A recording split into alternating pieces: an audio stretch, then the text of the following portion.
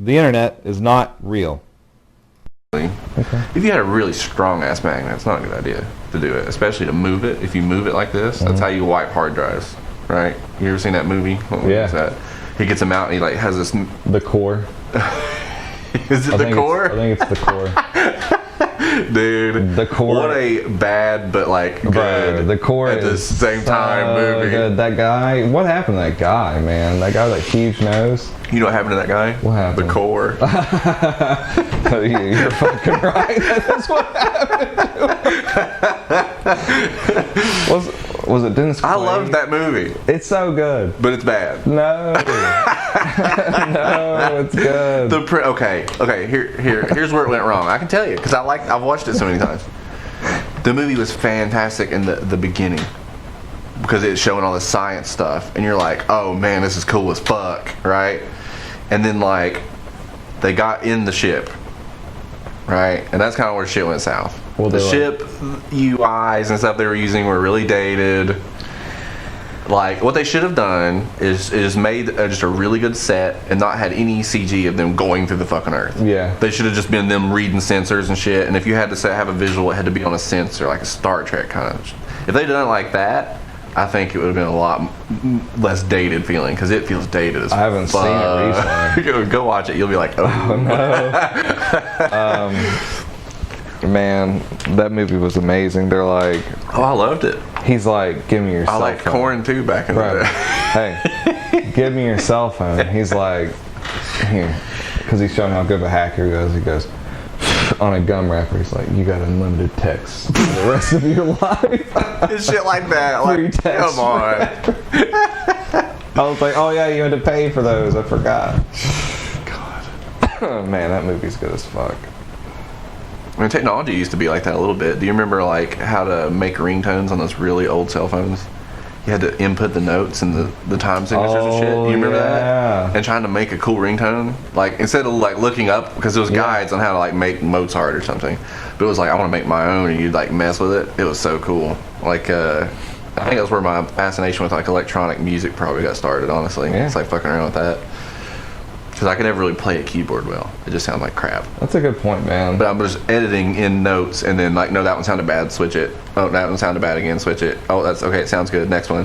What a good point. Like, technology used to be way more manual, way more hands-on, way more... We didn't have abstraction. No. Like this is the biggest example of abstraction I can really think of. Like, it's just a flat brick. That's all it is, but like it has a screen that allows me to do so much crap. But I don't actually know what's happening in the computer.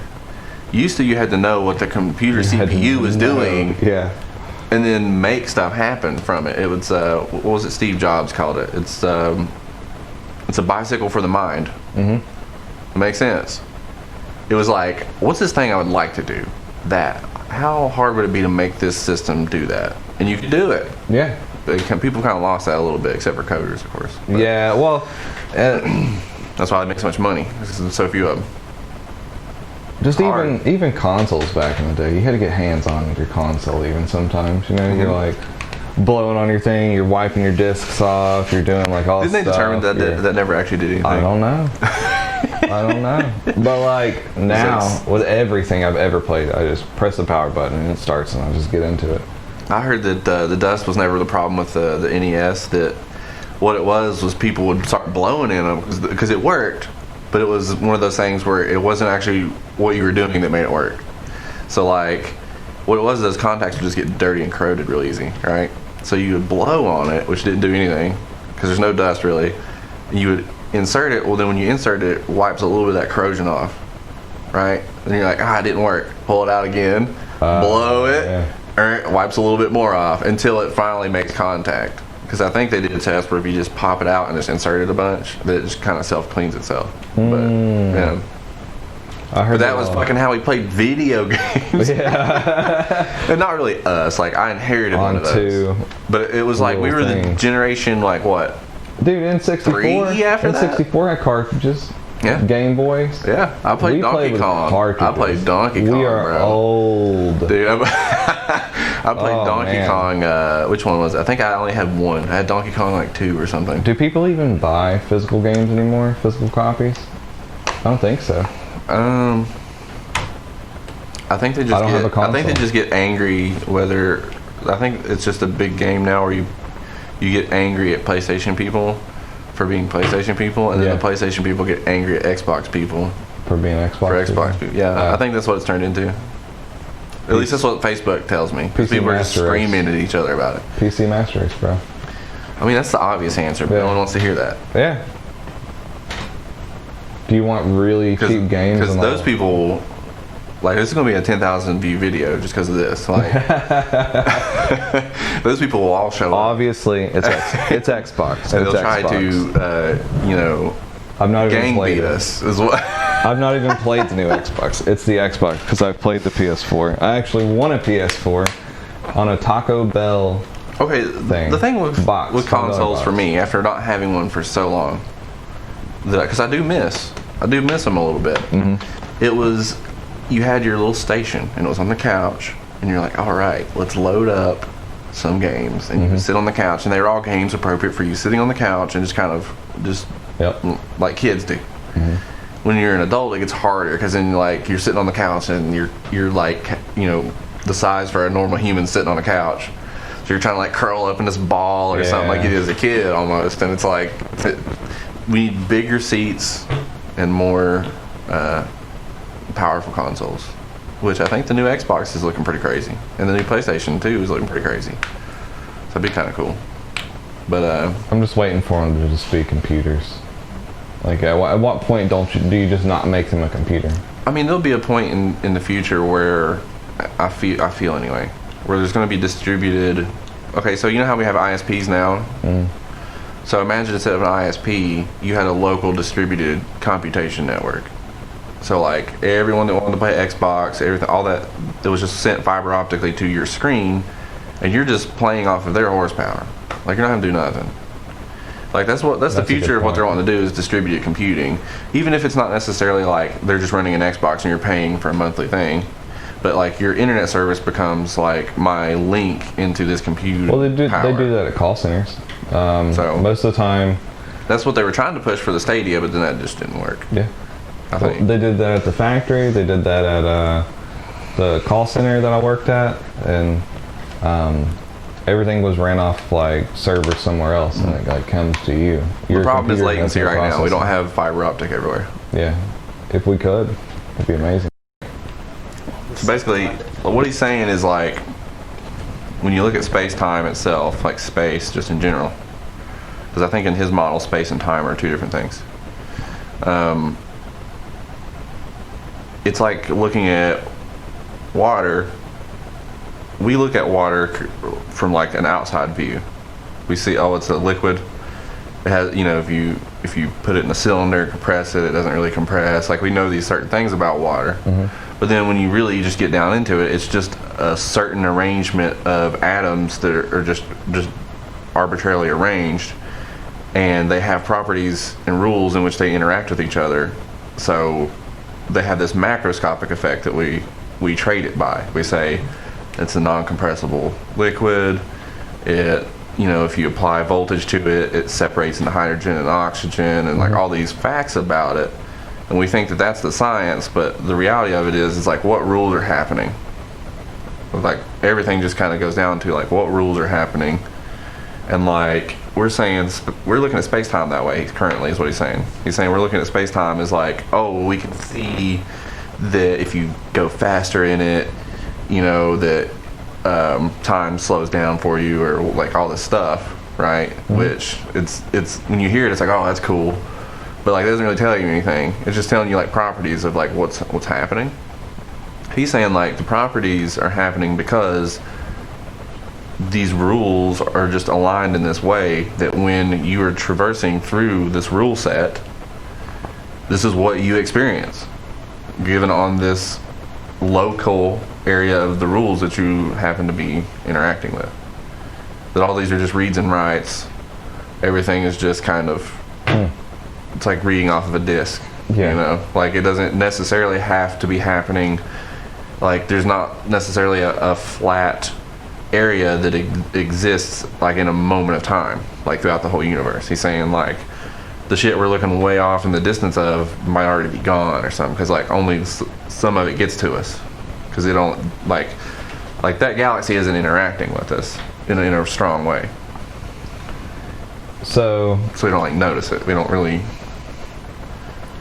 If entropy is a thing, right? So it is, and eventually everything comes to an end and everything starts to like come down. Then we know that we're a younger part of the universe. Like we're in a younger version of it than and there's older versions because they have older stars and stuff, right? Does that mean that there is a point in the universe right now that is just heat deathing away? Is that what's on the edge of the universe? Or is it still, I know they said it's still expanding. I think he has talked about that. And his whole view is like, everything is always just on a cycle. It's always shifting. And that the heat death to us looks boring because of our rule set. The other rule sets would probably just be flying along and be just fine. That we're looking at it from because we see atoms and interact with atoms and do stuff with atoms because that's our rule set. But he's saying that the heat death might be like super abundant with stuff, that it's stuff that our rules don't really work with. You gotta sell them something they want. So they found this thing which is just throttling us directly into the deepest thing that we're interested in. But then it turns out the whole world's doing this, so then there's 50,000 other people like you, right? And that was when stuff became good. Well, now they've throttled it even further, and even further down to where they can really, they're not just giving you your individual profile, which ain't that bad, honestly.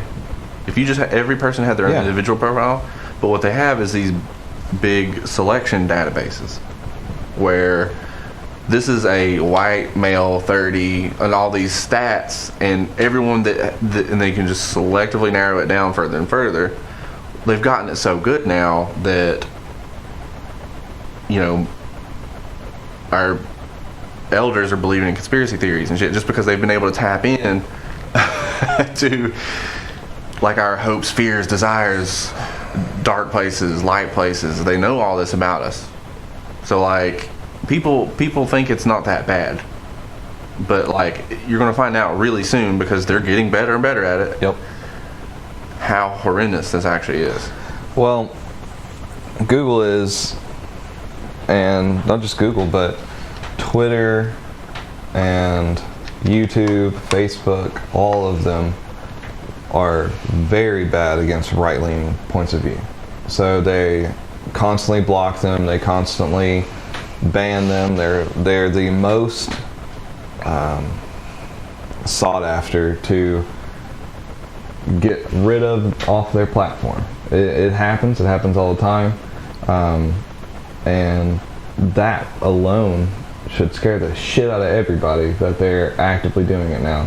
And you can find the most crazy left-leaning person on any site, any kind of crazy left-leaning post, any tweet, anything like that, and it will never be taken down. But if there's a right-leaning point of view, then it gets taken down almost immediately, or it gets flagged for something, or whatever. I mean, I was trying to watch Steven Crowder, one of his live streams, and it was on a debate, and he got shut down, right? They just shut his stream off completely. We had to go watch somewhere else off of YouTube. And then the following stream that he had, like he has these big streams that he does, and I don't watch all of it. I just click on it when it's live. And the following one, the same thing happened. They shut him off again.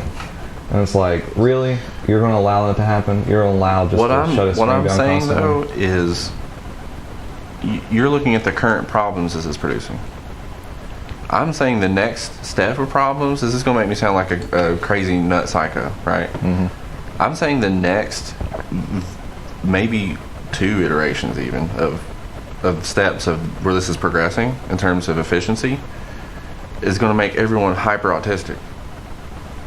Yeah, just super focused on the one thing. Because you're kind of seeing a little bit of it. Yeah. About key issues. Like you see people that they don't even know their own position, and they're screaming about one thing because like they were just interlinked with it in a weird way, and they just scream it out, right?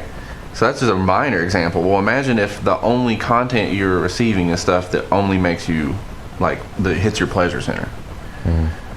Kind of like if you only ate, you know, if you only eat, I don't know, vegetables, right? That's stressing your body a lot. There's a lot of shit in vegetables that stress your body, right? And you need it a little bit. So if you actually ate mostly meat and stuff, but then threw in some vegetables here and there, it's kind of like making your body fight against something. So like it may actually end up being healthier to have mainly meat diet, but then throw in vegetables to like inflame your system a little to keep it strong. Well, if we don't have any of that shit mentally, if all of our content is, I mean, look at me. I'm hyper fixated onto this weird old British guy talking about like physics stuff, right? Well, what's the generation below me and the one below that? What's this going to lead them down into? Like everyone's going to be this weird. I think there's going to be a counter culture. Because another thing was they're saying was if you don't make eye contact as a kid and you only watch videos, that causes like autism and shit.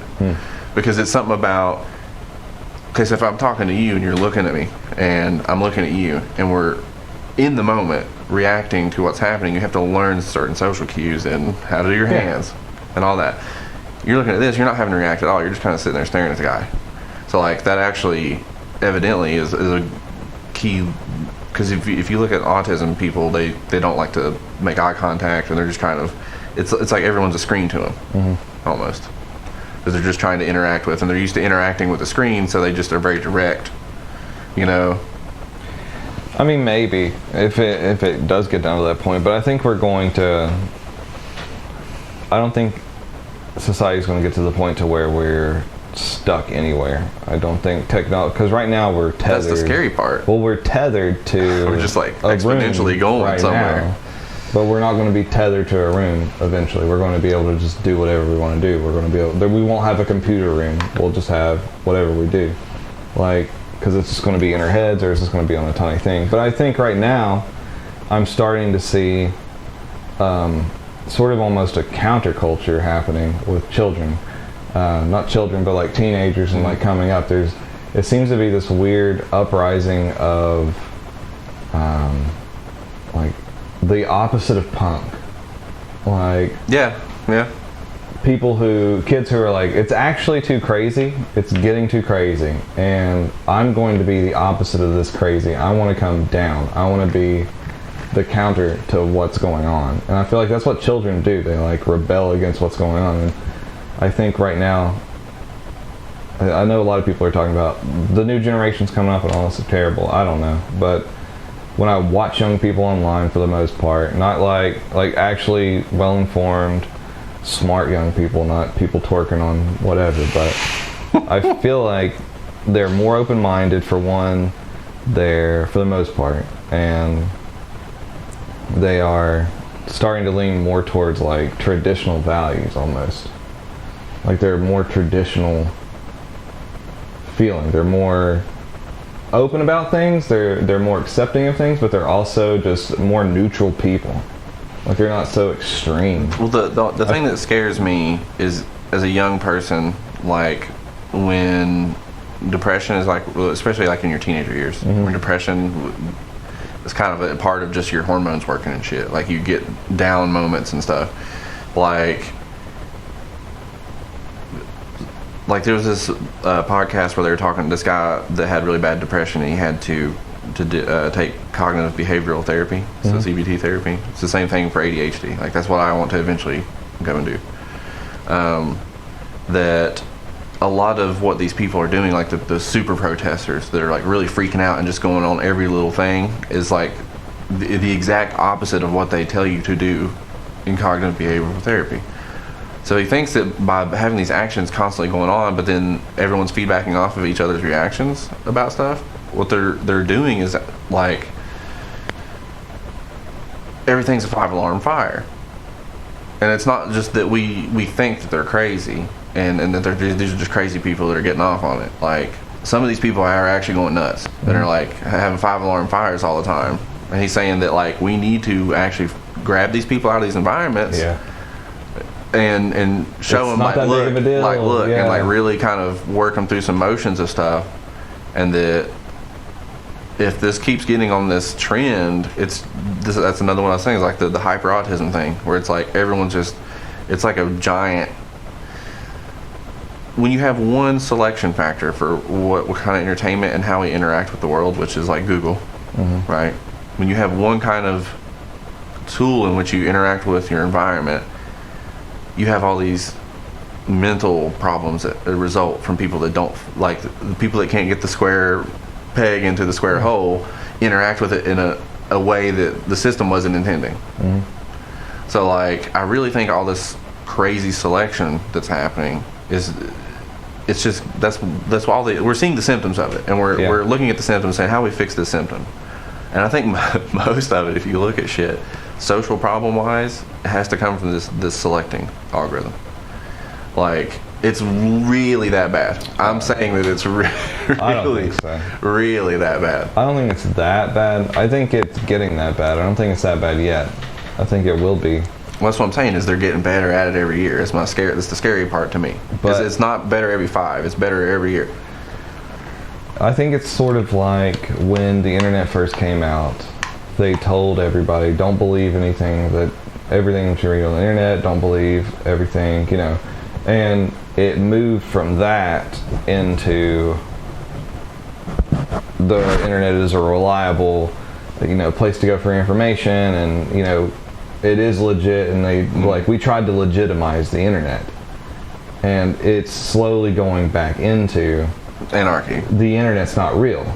Like, the things you can't hear aren't, the things you see on the internet aren't real. They are biased Dramatically. one way or the other. So it's They're kinda all like, over the place, and it's people are making the user use their agency to determine what's happening. Well, yeah, and people need to understand that everything you're seeing is entertainment. Someone has made that piece of material. It's not. It didn't it's- accidentally. yeah. A guy didn't accidentally shoot a video Exactly. of a protester doing something. No, he Like, has- He was like, you have let's intent behind it." reach an audience here. He's trying to reach an audience. He's trying to get views. He's trying to get money, and I can't fault anybody for that. And your point of view is your point of view, but everybody needs to understand that it's a point of view that is flawed, and most likely everything you're seeing is bullshit. And we're going to get to that point again, and I think that's why I said with younger people especially, they are This trend of just like, well, they know it's all bullshit. Like, I feel like they're starting to know that the information that they're getting is incorrect, and they see the inconsistencies and everything. But our parents and our generation are still stuck in that, because before, I feel like the internet was a pretty legit well, okay. place. The thing is, the internet back a while ago, when you were talking about these communities, they weren't a Facebook group. Yeah. It wasn't a different Facebook group, all the way ad infinitum into how many Facebook groups there are for people and stuff. Yeah. It was this one obscure forum that had this weird way you had to interact with it. So then you had to learn how to Exactly. interact with just the forum, Just the people. in just to get to know a group of. So you had to really kind of want to do what you were trying to it. do. Yes, exactly. And crazy like, stuff came there's out of that. way less of that. It's now this selection. Everybody's like, okay, you can use this one thing to get where you're going, where you're trying to go. Mm-hmm. So then you end up with a lot more morons. Yep. So then, I mean, that's like when you go to any Yahoo Answer where it's like a technical computer thing or whatever. Yeah. The top voted comment is usually like, here, I Googled it for you. It's like someone that's not even smart enough to, they're having a problem where they're not even smart enough to just Google the thing. And it's like, here you go. And it's always some guy who's just angered because he remembers back when, like, if you could ask the question, he could direct you to the answer. But you're asking a question that's just so, you know, that it should just be the knowledge base that you've learned from using the system. Exactly. You know, they're used to that because it used to be harder. I mean, there's a forum out there for like that. What's that crazy shit you sent me the other day? Those fucking tethered cars. Yeah, tether cars. You sent me that shit, and I'm sure. Do you think those people started out with just a Facebook group? those motherfuckers were sending letters back and forth and shit. That's been going on for a while. They got websites and weird forums and stuff. But look how crazy that's progressed. They were going how fast? Dude, it was like 250 to 300 miles an hour, I think. And it was just on a tether. And he's just like standing right next to it watching. He's like, it's crazy. Did you see they do tether planes too? crazy. The boats, yeah. The tether planes though, that thing got to like, what was it? It was like 300 and something, like 370 miles an hour or some shit. 394. It was hauling ass. I was watching them explode. They have explode compilations where they just tear apart. But yeah, like that's a crazy hobby. But that hobby, I bet, came as a result of a bunch of people on that one forum somewhere, and they're like, "Well, I've got this car set up that goes really fast, but I can't do nothing with it." I forget where some guys like put a string on it. I forget where it came from. I read up on the history of it and everything. I saw that and I was like, "Where did that come from?" That's what I'm saying. And the history, it's like really old. I think it's the first RC cars or the first like. It would make sense because you wouldn't have a little thing to control. You have nothing. You just wanted to go. Yep. It was just like, and now they're gas powered, like jet engines and stuff. It's super cool. I mean, if I had a couple of 50 grand to put into this hobby, then yeah, I'd do it. No, 50 grand into a hobby for me is like paragliding or better, or paramotoring or better, where I'm in the sky. I'm just like a different thing than other humans for a bit. 50 grand. But you can get into that shit for like 15. But like I could see spending 50 grand on like when I got into it. Like, oh, I want the really high flying one. I want the trike. I want the 3-seater where I can take my friends. Like they have shit like that. If I had $50,000 to put into only one hobby, I don't know. I'd like to put it into like a bunch of different ones. But I'm saying if literally like a rich guy was like drunk and said like, here's $50,000. Yeah, here's 20,000, but you got to buy like one thing with it. Yeah, I'd probably buy a pair of I don't or something. even know what the hell I'd buy for $50,000. Or like a piece of farm equipment. That'd be good. Like that weed whacker thing that you sent me, like that tree chucking thing. But we're talking about hobbies. Why do you need a hobby when that thing will just make you a business? You're right. No, obviously I would. Hobby for a bit, obviously, if I had 50 grand to invest it, I wouldn't buy it. Spend it on a hobby, but if it was something like that, where they're like, it has to be a selfish hobby, like something that's not going to like make you money, really. I'm gonna get some coffee and think about it.